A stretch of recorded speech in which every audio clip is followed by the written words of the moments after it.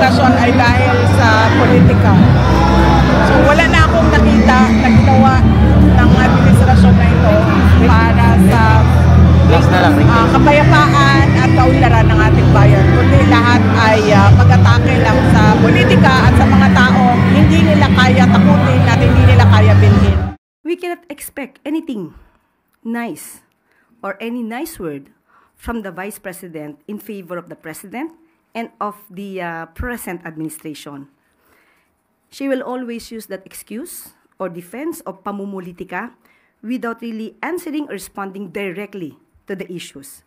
Unang-una po, since 2023, nung pumutok na po ang patungkol sa confidential funds at na ito ay nagasto sa loob lamang ng 11 days, yan din po ang kanyang nasabi. Napakaagang pamumulitika. Ngayon po, may issue pa rin po tungkol sa 12.3 billion nakuha findings patungkol po sa DepEd unsettled financial transactions ng DepEd sa pamumuno po ni VP Sara. Yan pa rin po ba ang sasabihin niyang pamumulitika?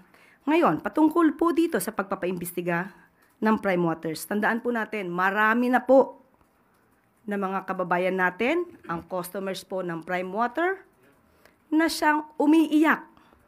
Hindi po ito bago.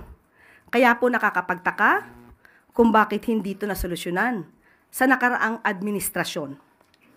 Well, anyway, namayagpag naman po ang Prime Waters noong taong 2018 sa panahon po ni dating Pangulong Duterte. At ang nais lang po na sana natin, kung ano mang pakikipag-argumento po o pakikipag-diskusyon ng ating Vice Presidente, sana po ay i-level up po natin. Rason sa rason, datos sa datos, huwag gamitan ng masasamang salita or pagmumura. Tandaan natin, ang Prime Water, ano man naging transaksyon nito, dahil umiiyak ang karamihan, dapat po talagang maimbestigahan. So wala pong pamumulitika ito.